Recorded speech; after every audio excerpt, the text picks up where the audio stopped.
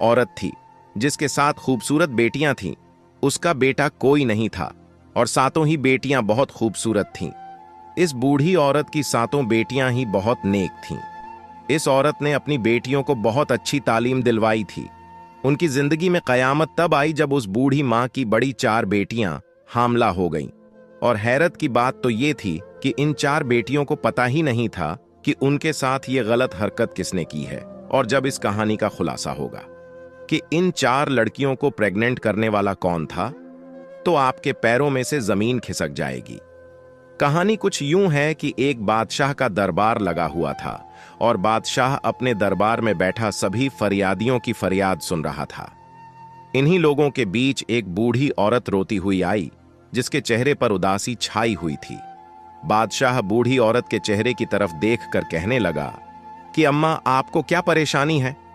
इस बूढ़ी औरत ने दरबार में चारों तरफ देखा तो खामोश हो गई। वजीर गुस्से से बोला कि ए अम्मा, आप बताइए, आपकी परेशानी क्या है? आप इधर उधर क्या देख रही हैं? आप परेशानी बताइए ताकि हम इसका हल निकाल सके। बूढ़ी औरत बादशाह से रोकर कहने लगी कि बादशाह सलामत, मेरा जो मसला है मैं वह सबके रहते हुए सबके सामने नहीं बता सकती। मैं सिर्फ आपको अकेले को ही बताऊंगी क्योंकि मैं बेवा औरत हूं। मेरा कोई बेटा नहीं है और मैं अपनी 7 बेटियों के साथ अकेली रहती हूं। अगर मैं अपनी परेशानी सबके सामने आपको बताती हूं तो मुझे डर है कि मेरी बेटियों को कल को कोई मसला ना हो जाए, कोई आधी रात को मेरे घर ना घुस आए, इसलिए मैं आपको अपनी परेशानी अकेले में बताना चाहती हूं। वह बादशाह काफी परेशान होकर सोचने लगा कि यहां इतने बड़े बड़े मसले लेकर लोग आए हैं और उन्होंने सबके सामने बताया है। आखिर इस औरत का ऐसा क्या मसला है कि ये औरत सबके सामने ने क्यों नहीं बताना चाहती?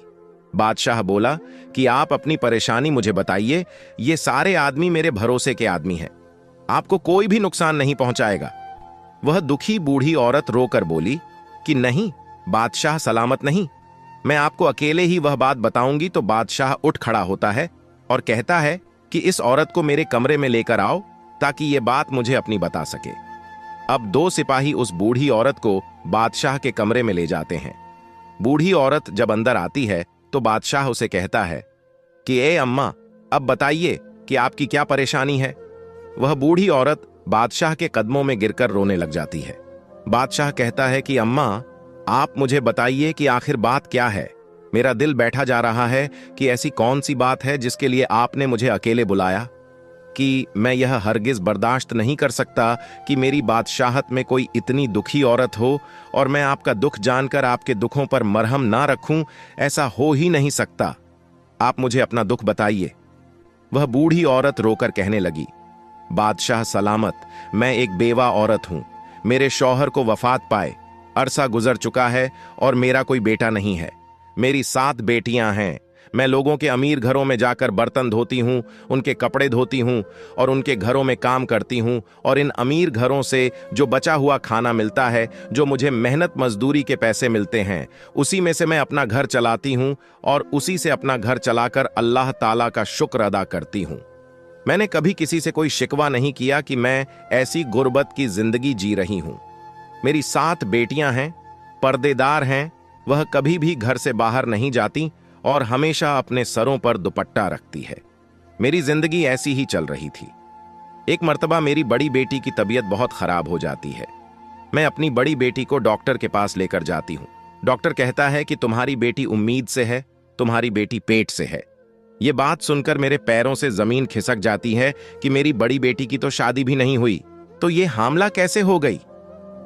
मैं जब अपनी बेटी को घर लेकर आई तो उसे मारने पीटने लगी कि बताओ किसके साथ तुमने ये मुंह काला किया है और ये बच्चा किसका है। जब मैंने अपनी बेटी को काफी मारा तो मेरी बड़ी बेटी रोने लगी और मेरे आगे हाथ जोड़ने लगी कि ये अम्मा, मैं नहीं जानती कि ये बच्चा किसका है।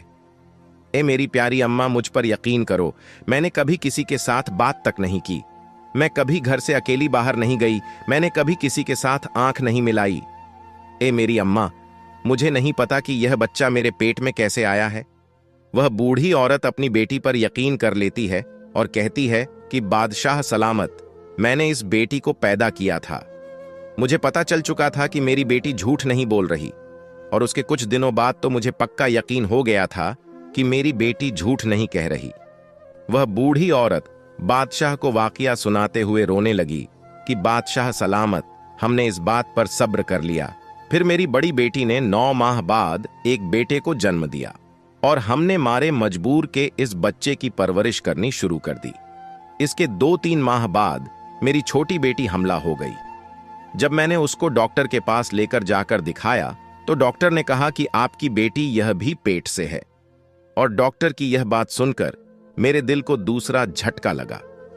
मैं सोचने लगी कि मेरी बेटियों के साथ ये सब कौन कर रहा है। हमारे घर पर भी कोई नहीं आता है और मेरी बेटियां बाहर भी नहीं जाती हैं। मैंने अपना वाकया अल्लाह पर छोड़ दिया कि यह अल्लाह मुझे इस बात का पता चल जाए कि मेरी बेटियों के साथ ये गंदी हरकत कौन कर रहा है। मेरी दूसरी बेटी ने भी एक बच्चे को पैदा किया, उसके बाद मेरी तीसरी बेटी उम्मीद से हो गई और फिर मेरी चौथी बेटी जो 14 साल की थी वो पेट से हो गई। मैं तो लुट गई, बर्बाद हो गई। मुझे तो कुछ नहीं पता चल रहा कि मेरे घर पर यह क्या हो रहा है। इस दुखी मां का ये वाकया सुनकर राजा हक्का बक्का हो जाता है कि ये कैसा वाकया सुना रही है। बूढ़ी औरत अपनी कहानी सुनाकर बादशाह के पांव पकड़ लेती है कि ए बादशाह सलामत, मुझे इंसाफ चाहिए। मुझे पता करना है कि मेरी बेटियों के साथ ये गलत हरकत कौन कर रहा है। बादशाह सलामत, मेरी बेटियों के मुजरिम को आप पकड़े। मैंने बहुत ढूंढने की कोशिश की, मुझे जरा पता नहीं चला कि वह इंसान कब आता है। हमारे घर उसने हमारी जिंदगी बर्बाद कर दी है। बादशाह सलामत पूरी कहानी सुनकर कहने लगा, ए अम्मा, तुम अब बोल रही हो। तुम्हारी चौथी बेटी के साथ यह हरकत हुई है। तुम्हें तो तब आना चाहिए था जब तुम्हारी पहली बेटी के साथ गलत हरकत हुई थी। अगर तुम उस वक्त ये बात बताती तो तुम्हारी बाकी 3 बेटियों के साथ ये सब कुछ ना होता। मगर जब तुम जैसे गरीब लोग होते हैं, वह लोगों की बदनामियों से डरकर यह जहर पी लेते हैं और फिर वही जहर तुम्हारे अंदर काटता रहता है। तुम्हें जब बात तुम्हारी बर्दाश्त से बाहर हो जाती है, फिर तुम लोग आकर बताते हो कि यह मसला हो गया है। और अम्मा, तुम भी उन लोगों में से हो जो अब आई हो। वह बूढ़ी औरत अपनी गलती तस्लीम करती है कि मुझे पहले आना चाहिए था, लेकिन अब मैं आ चुकी हूं। जो कुछ हो गया सो हो गया, लेकिन अब मेरी बेटियों के मुजरिम का पता लगना चाहिए कि वह कौन है। बादशाह सलामत बहुत ही नेक दिल मेहरबान थे। कहने लगे कि अम्मा, अब तुम घर जाओ। अब ये परेशानी तुम्हारी नहीं है, अब ये परेशानी मेरी है और मुझसे बर्दाश्त नहीं होता कि मेरी सल्तनत में कोई औरत इतनी दुखी हो।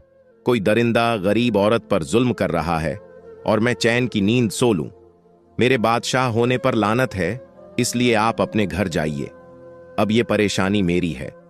वो बूढ़ी औरत वहां से खामोशी से अपनी चादर लपेटे हुए वहां से बाहर आ गई और अपने घर चली गई। अब बादशाह सलामत वहां से निकलकर वापस आकर बैठ गए और बाकी तमाम लोगों के मसाइल सुनने लगे। लेकिन बादशाह का ध्यान उसी औरत की तरफ था कि इस औरत को इंसाफ मिलना चाहिए। बादशाह लोगों के मसाइल सुनकर जब फ्री होता है तो वह अपने कमरे में वजीर को बुलाता है।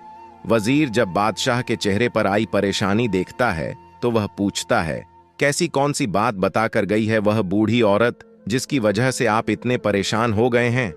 बादशाह कहने लगा कि मेरी सल्तनत में ऐसे ऐसे लोग हैं जो इतना बड़ा गुनाह करते हैं और यह भी नहीं सोचते कि उनका गुनाह जब हमारे सामने खुल गया तो हम उसको सख्त सजा देंगे। वजीर भी परेशान होकर बोला कि बादशाह सलामत, बता दीजिए कि क्या मामला है। फिर बादशाह सलामत इस वजीर को सारा वाकया बता देता है और कहता है कि कोई दरिंदा है जो इस औरत के घर पर दीमक की तरह लग गया है और इस दरिंदे शख्स का इतना मन बढ़ चुका है कि वह इस बेवा औरत की 4 बेटियों को इस दरिंदे ने हामिला कर दिया है और इस बूढ़ी औरत की 3 बेटियों को बच्चे पैदा हो चुके हैं और छोटी बेटी इसकी हमला है। इस बूढ़ी औरत की बाकी 3 बेटियों की इज्जत को भी खतरा है। हमें पता लगाना होगा कि इस बूढ़ी औरत के घर कौन आता है, किस वक्त आता है। इसके बाद बादशाह सलामत और वजीर सोचने लग जाते हैं कि इस बात का कैसे पता लगाया जाए।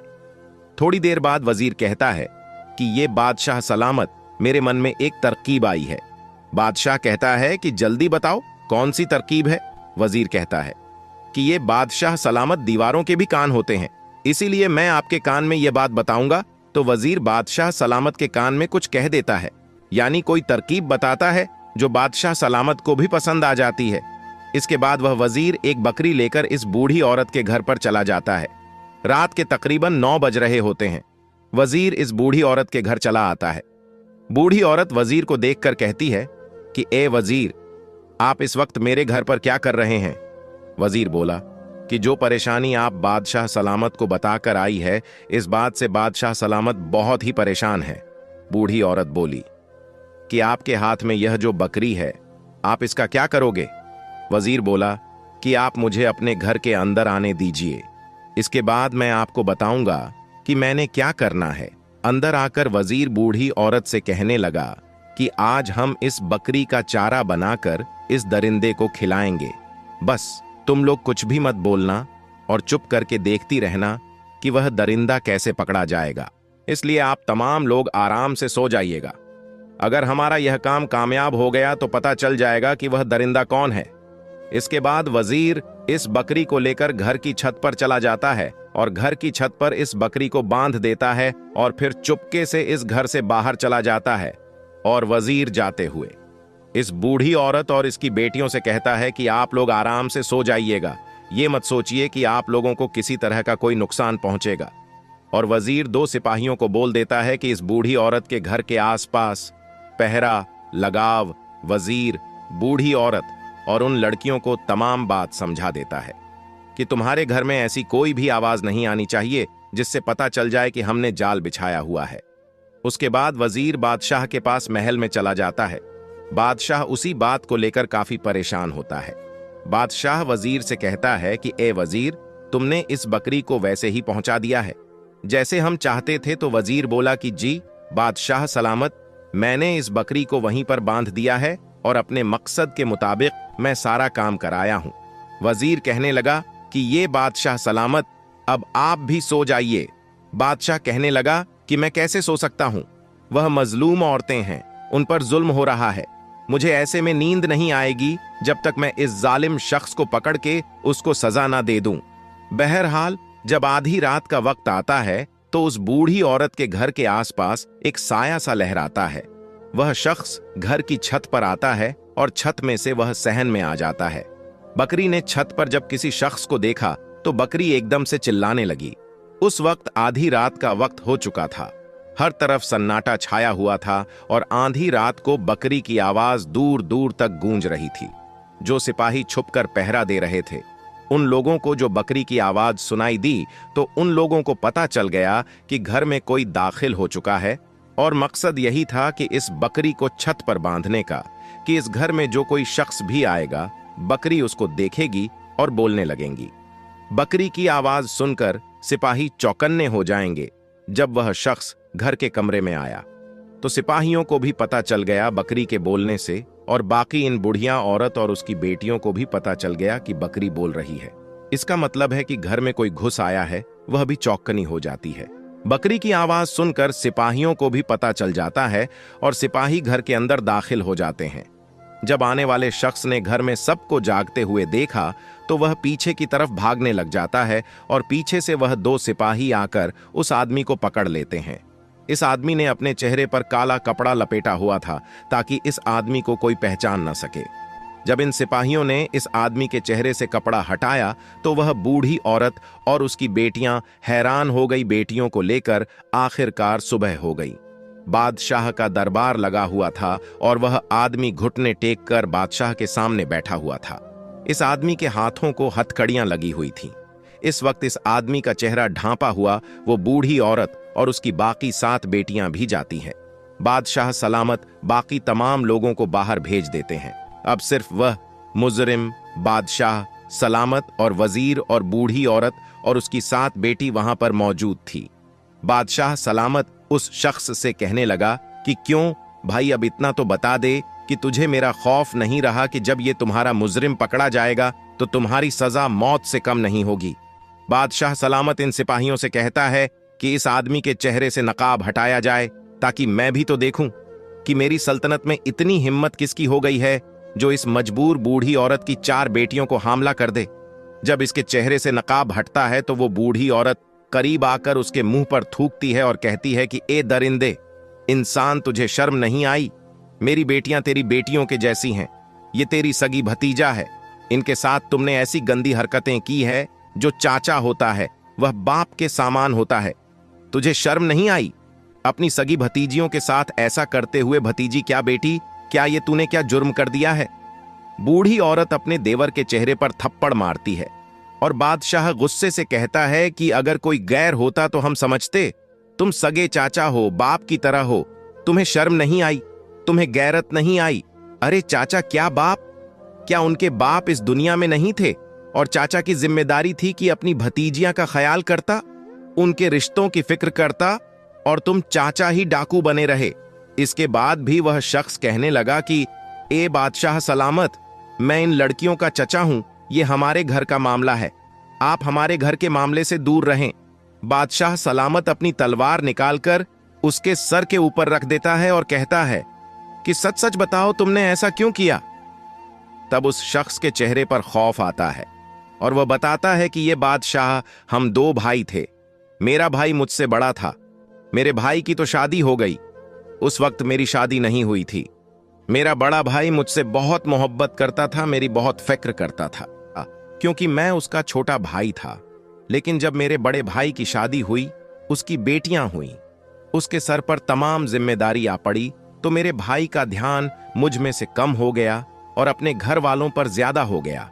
और तब मेरे भाई का ध्यान मुझ में से हटने लगा और अब वह सारा ध्यान अपनी बीवी और बेटियों पर देता था। मेरे दिल में मेरे भाई के लिए नफरत पैदा होती गई कि मेरा भाई ऐसा क्यों करता है, और भाई से नफरत करने के नतीजे में मैं अपनी भाभी और भतीजी से भी नफरत करने लगा। इसके बाद मेरा भाई वफात पा गया। जब मेरे बड़े भाई की बेटी बड़ी जवान हुई तो वह बहुत ही खूबसूरत थी। मेरा दिल इस पर आने लगा। मेरी नीयत जब खराब होने लगी तो मैंने अपनी भाभी से कहा कि आप अपनी बड़ी बेटी की शादी कर दें, लेकिन भाभी ने मेरी बात ना सुनी। मेरी भतीजा जवान थी, उनकी शादियां नहीं हो रही थीं, खूबसूरत भी थीं। जब मैं अपनी भतीजियों को देखता था तो मेरे दिल में गंदगी पैदा हो जाती थी। मेरा दिल मुझे मजबूर करता था कि मेरी खूबसूरत भतीजी है, ये बाहर जाएंगी, इनकी शादियां होंगी तो मैं खुद ही उनके साथ ये गलत हरकत कर लूं। इसके बाद मेरे दिल में शैतान पैदा हो गया। मैं एक हकीम के पास गया और उसे कहा कि मुझे कोई ऐसी जड़ी बूटियां दो जिससे सूंघने के बाद तमाम लोग सो जाएं और सो जाने के बाद कोई भी हरकत ना कर सके। बस इसी तरह ही तब से ही मैं वह जड़ी बूटियां लेकर घर की छत की तरफ से सहन में आ जाता और भाभी भी और उसकी बेटियों को वो जड़ी बूटियां सूंघा देता। उनको सूंघने से वो 4-5 घंटों के लिए बेहोश हो जाती थी और जिसके साथ मैंने बदकारी करनी होती थी उसके साथ बदकारी कर लेता था और फिर उसको इसी हालत में छोड़ देता था, जैसे उसको पता ही न चले। उसको वैसे कपड़े पहना देता और फिर मैं घर वापस आ जाता और जब मेरी भतीजी सुबह उठती थी तो उनको मालूम भी नहीं होता था कि उनके साथ क्या हुआ है, और यही काम मैं कई सालों से कर रहा था। लेकिन अगर मैं इस वक्त छत पर बकरी को देखकर समझ जाता कि यह बकरी मुझे चारा बनाने के लिए बांधी गई है तो मैं वापस चला जाता। मैंने सोचा कि मेरी भाभी ने दूध लेने के लिए यह बकरी खरीदी है और छत पर बांध रखी है। मैंने इस वक्त बकरी की तरफ ध्यान ही नहीं दिया, मेरा ध्यान तो बदकारी की तरफ था। इसके बाद जब वह शख्स अपना सारा गुनाह मान लेता है, अपना जुर्म तस्लीम कर लेता है, तो बादशाह सलामत वजीर को इशारा करता है। वजीर अपनी तलवार निकालकर उस शख्स का सर उसके धड़ से अलग कर देता है, जिसके बाद उसका जिस्म थोड़ी देर के लिए तड़पता है और फिर सजा के तौर पर ठंडा हो जाता है। इस तरह इस दरिंदे शख्स को, इस जालिम चाचा को सजा मिल जाती है। फिर बादशाह सलामत इस बूढ़ी औरत की तरफ देखकर कहता है कि ए अम्मा, अगर आप मुझे बता देती तो आपकी बाकी 3 बेटियों को यह दुख ना झेलना पड़ता, लेकिन मेरा आपसे वादा है कि आपकी इन 4 बेटियों को वह खुशियां में दिलवाऊंगा जिनकी ये हकदार है। फिर बादशाह सलामत अपने सिपाहियों में से 4 सिपाही जो बहुत ही समझदार, सुलझे हुए होते हैं, उन 4 सिपाहियों से इन 4 लड़कियों की शादी करवा देता है और बहुत सारा माल और दौलत पैसा भी साथ देता है। इसके बाद वह बूढ़ी औरत रोकर बादशाह का शुक्रिया अदा करती है। बादशाह सलामत कहता है कि अब आप बेफिक्र हो जाएं, जब आपकी बाकी 3 बेटियां जवान हो जाएंगी तो आप मुझे बता दीजिएगा, मैं इनके लिए भी कोई अच्छा सा लड़का देखकर इनका रिश्ता करवा दूंगा। यह थी एक इंसाफ पसंद बादशाह की कहानी और ऐसे दरिंदे चाचा की कहानी जो चाचा बाप की तरह होता है। इस कहानी से एक सबक भी सीखने को मिलता है कि अगर किसी पर किसी तरह का भी कोई जुर्म हो रहा है, कोई मजलूम है, तो उसको अपने हक के लिए आवाज उठानी चाहिए। अगर वह शख्स कमजोर रहेगा और बाकी दुनिया वालों के डर से खामोश रहेगा तो दुनिया उसको नोच कर खा जाएगी। दोस्तों, इस वीडियो को आगे भी जरूर शेयर कर दें और हमारे इस चैनल पर सबक आमोज कहानियों अपलोड की जाती है। चैनल को सब्सक्राइब, वीडियो को एक लाइक जरूर करें। अल्लाह हाफिज।